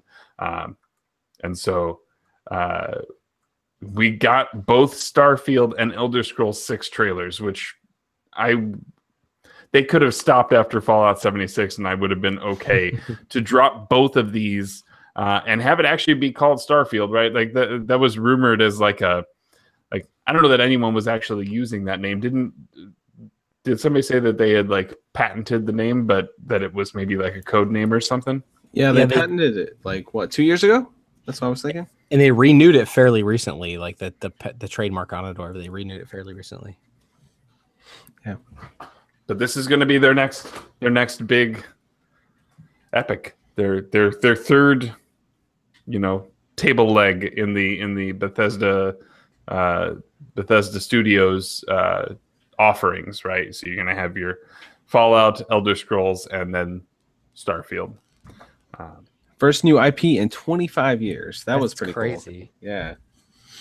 I didn't realize that was the truth. Like that, it just blew my mind when he said that out loud. Yeah. Mm-hmm. Yeah. Even Prey. I mean, Prey has not been around that long. I think they're talking about Bethesda Game Studios. Okay. Yeah. That's fair. So they took it over from whoever had it beforehand. Yeah. And then Fallout they bought from Interplay. Thank you. Yeah. Yeah. I think it's cool. Like I said, like I just said a couple minutes ago, like Bethesda story, game mechanics, gameplay, that's what makes a Bethesda game. So they put it in any setting, and I don't care what setting it is. I'm not a huge, as much as I'm not a swords and sorcery kind of aesthetic guy, I'm also really not a space person. So I've literally never seen a Star Wars movie. Like don't hate me on this, but don't it's true. Don't at me, bro. But I haven't, because the aesthetic just doesn't do it for me. And so, but also, I guess, considering what I've said about Skyrim, like maybe I should now watch Star Wars, because if it's really story that I'm into, then I could appreciate that in any aesthetic. But yeah, I'm all for it just because it is a Bethesda game. So. Well, to quickly comment on Star Wars, if you're familiar with any kind of hero's journey kind of standard, I am, yeah. It will scratch every one of those itches. So if that's but also knowing about the hero's journey and the 13 masks and Joseph Campbell and all that kind of stuff, yep. And also at the same time ruins all stories, because you're like, well, this is one of them. What am I gonna do? So I don't know. Sorry, that's a whole nother video. I'm sure. Somewhere in Canada, there's a guy named Fitnat having a conniption right now. I'm just kidding. But yeah, you should watch Star Wars, man. It's great. I know I should. But now it's almost a point of pride. Like, to say I've never seen a Star Wars movie, like how many people in the world can say that? Like 4 people, probably. Like, that's it. That's true. So it's kind of a point of pride, I guess. Yeah. There you go. There's just not much to go off from the trailer. I mean, it's just, it feels like concept art with a little bit of motion, honestly. Yeah. So, and that's very anti-Bethesda, which I was a little surprised about. Like, they usually pride themselves in being like, here's a game, it's coming out in 3 months. And they did a lot of not that this time, which as a fan of Bethesda, I'm a little uneasy about. I kind of almost wish they would have held off on any talk about Starfield or anything like that until it was going to be released. But, maybe they're just kind of trying to compete. They want to get out in front of things. I don't know. Yeah. So intergenerational gaps are kind of an interesting thing. And Oblivion, which was Elder Scrolls 4, was one that was announced during the original Xbox generation and then was released on the 360 within 2-3 months of it coming out. And I feel like that's the timeline for these two games. Is these are going to be that like early generation of those next generation systems. Because I mean, or these games have been announced now and they may never come out.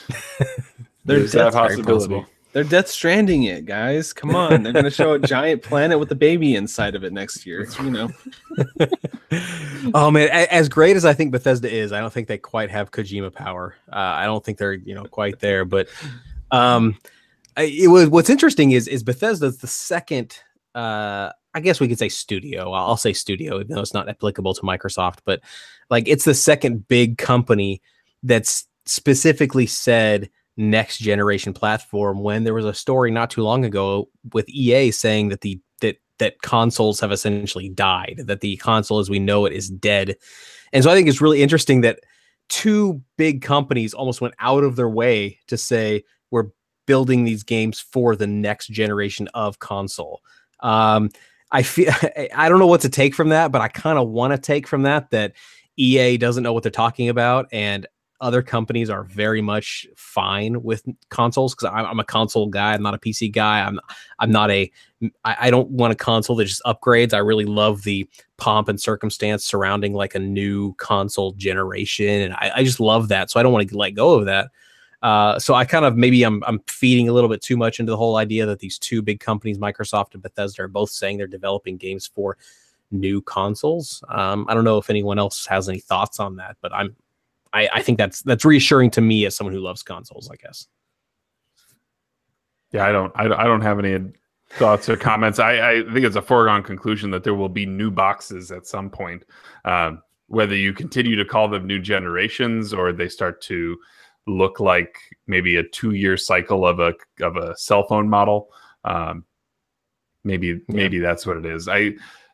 It's going to get to that point where the systems, and I mentioned this during the Xbox one because they kind of hinted exactly at there is going to be another box. If they don't continue to bring the stuff that's out right now and make it available on that box, they're going to lose everybody. Yeah. Yeah. And the first company to blink and have that happen is, or the first company who continues to not offer it, eventually that's going to bite them really bad.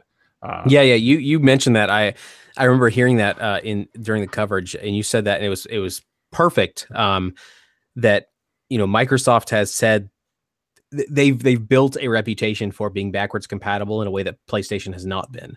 And so for Microsoft to do anything that's not backwards compatible would absolutely, that would be very problematic for them. It would be the beginning of the death march. Right. Them. So they're going to fight for backwards compatibility, whether that is a brand new box or it's, software updates or whatever that might be. They're going to fight for it.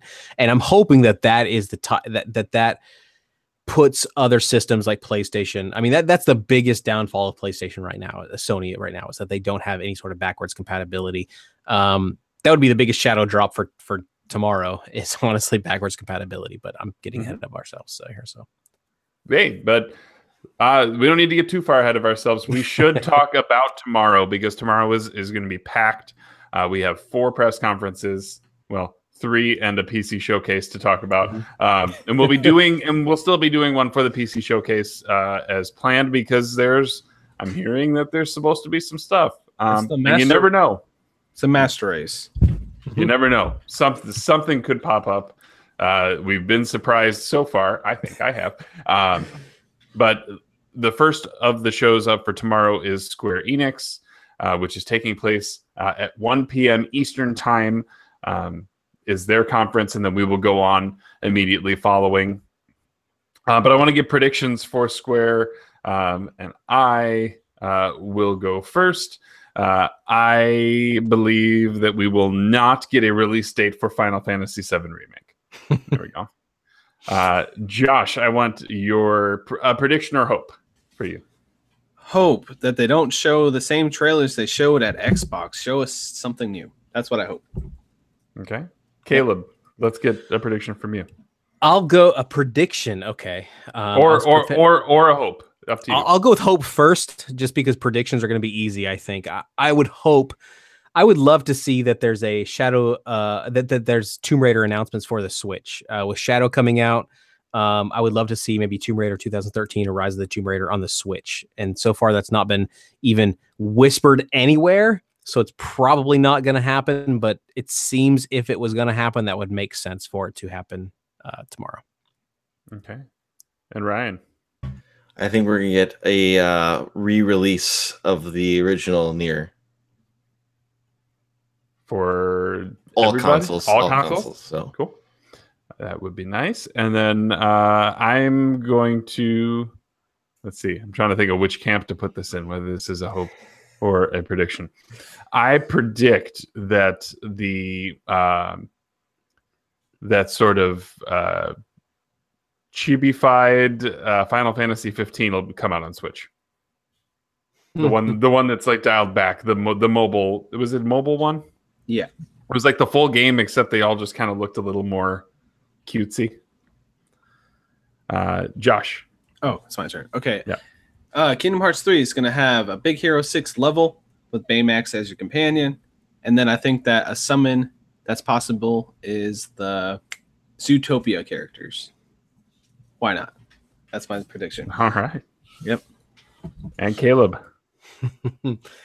My prediction, God,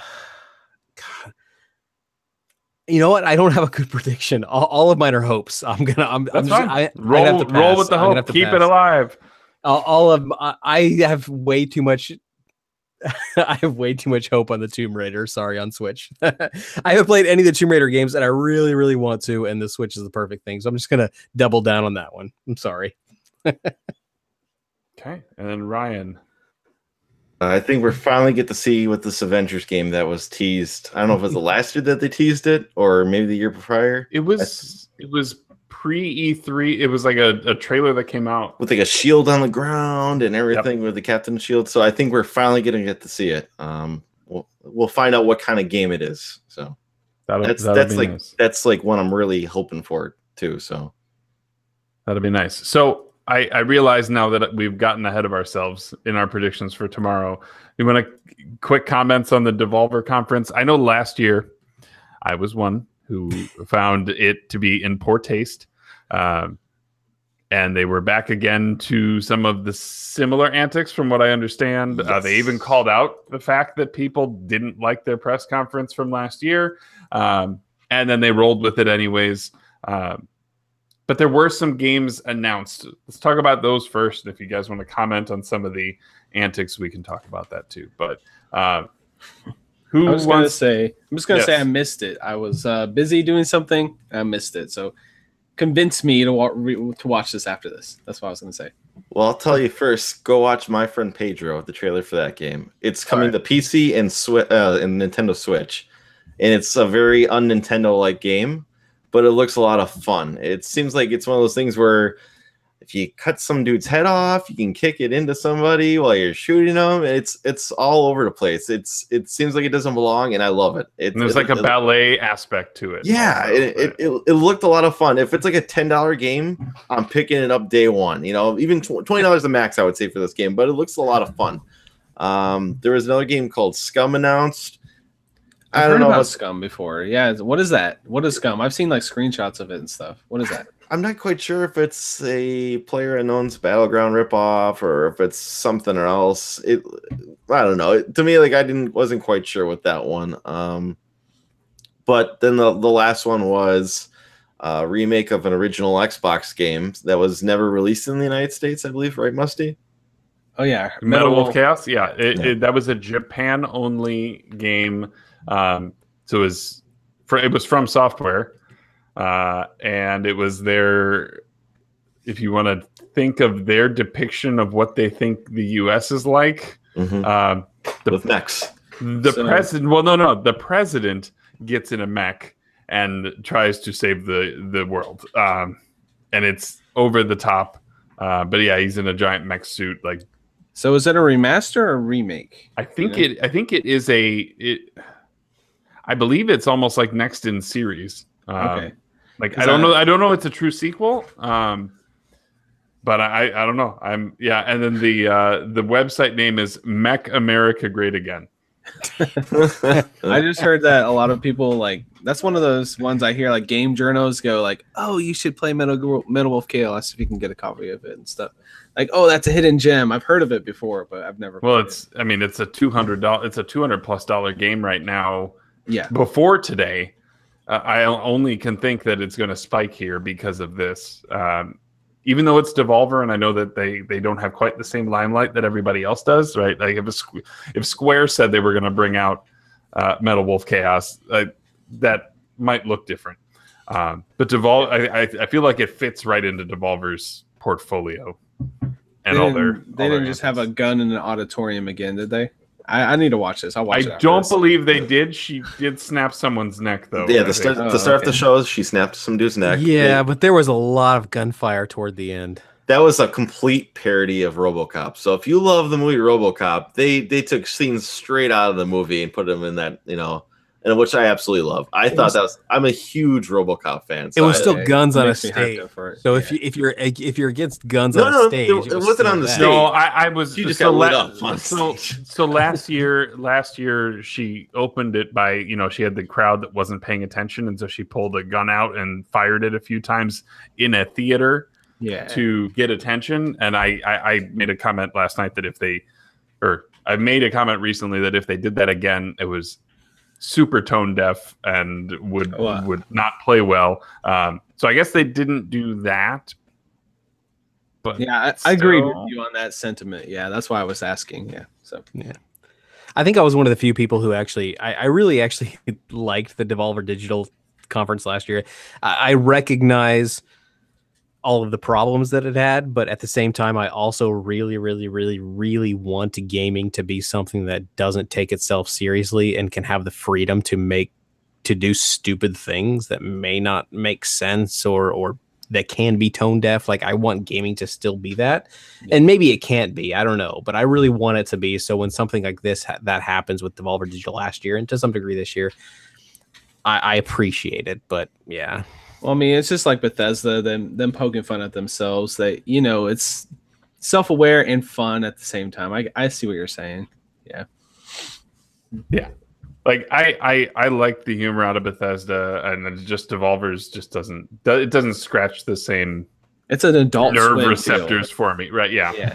It feels forced. The whole they did something about loot boxes and Bitcoin coming together and having loot box coin, and I don't know.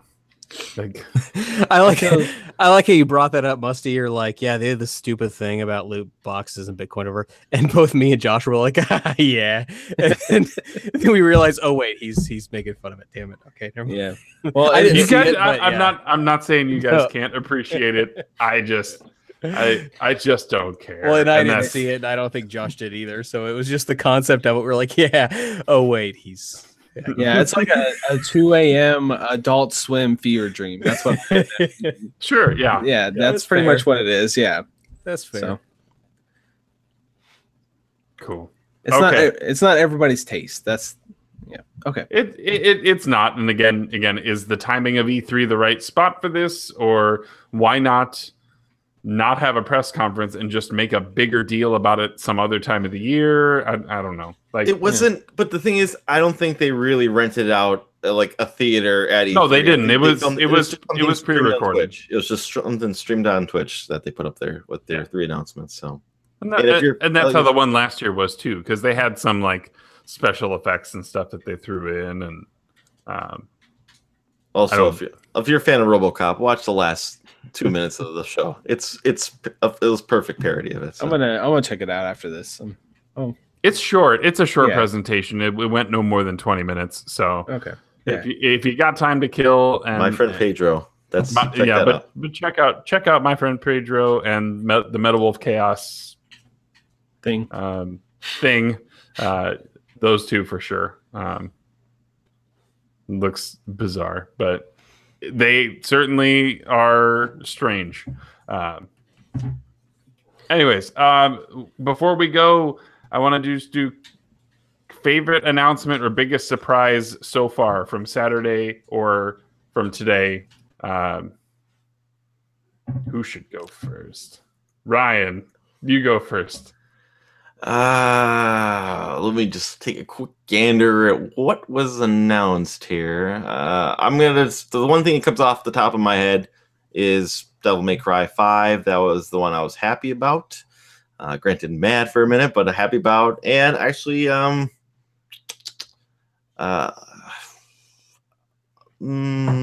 guess I'm more happy now seeing what I saw more of. I'm drawing the blank of the name now.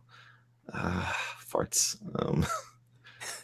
That was a good game though. Farts. No, I'm sorry. Rage 2. I'm sorry. Rage 2, like more of my alley. Sorry. Okay. I've seen Andrew WK. That was fun. There you go. Caleb, how about you? Surprisingly, it may surprise you. I would say my biggest surprise thing that I'm most excited about was Doom 2. And I think the reason for that is because there was no Fallout Anniversary Collection announcement, which I was really, really, really hoping for.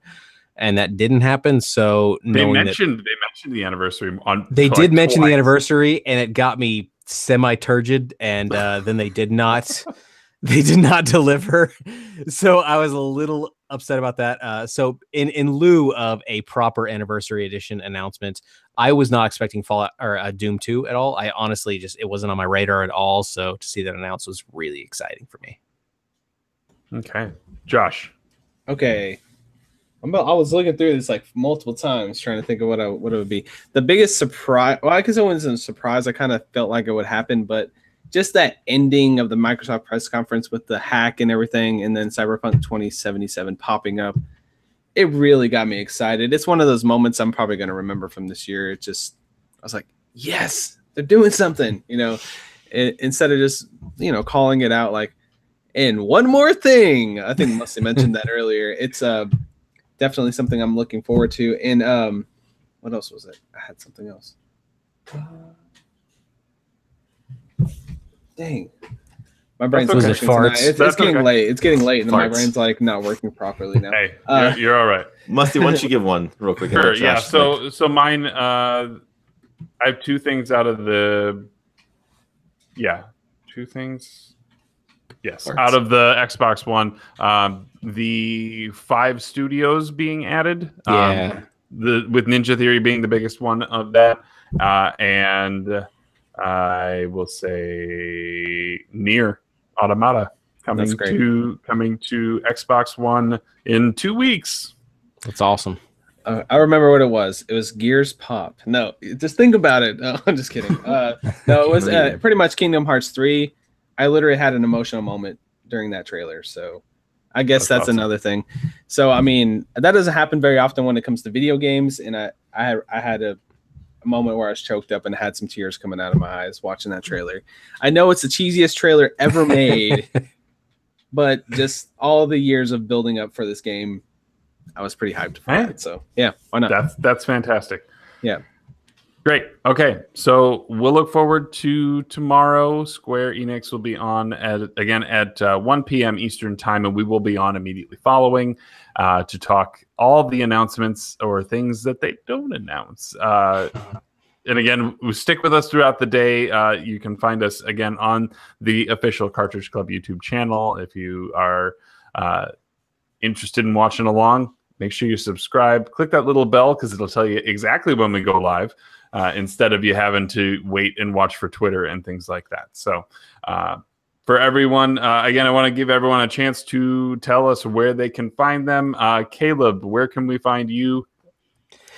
Yeah, so my username Caleb CalebJROSS is the same pretty much across all social platforms, but I am most active on YouTube and Twitter. Josh, where can we find you? Okay, so they were talking about plugging everything. So I have a podcast, Frantic Thoughts. I do it every week. It's pretty much me talking like this for 30 minutes. And then I do a YouTube channel occasionally, which is just Frantic. And then I do a tweet. I tweet a lot. It's Frantic Society. So that's it. Okay. Ryan, where can we find you? Twitter, it's Rocket Sauce. Excellent. And again, I can be found at Twitter at Musty Hobbit, or you can find the YouTube channel Second Breakfast, and as well, I'll probably do an episode of now in the early morning, so that'll still be out on the official Cartridge Club channel as it is every week. But aside from that, I think we're going to call tonight a night. Thank you all for hanging out with us, and I hope you enjoyed what we have so far, and there is plenty more. We're not even halfway through this stuff. So thank you all for your time. Have yourself a nice evening. We'll see you tomorrow immediately after the Square Enix show. Bye. Goodbye.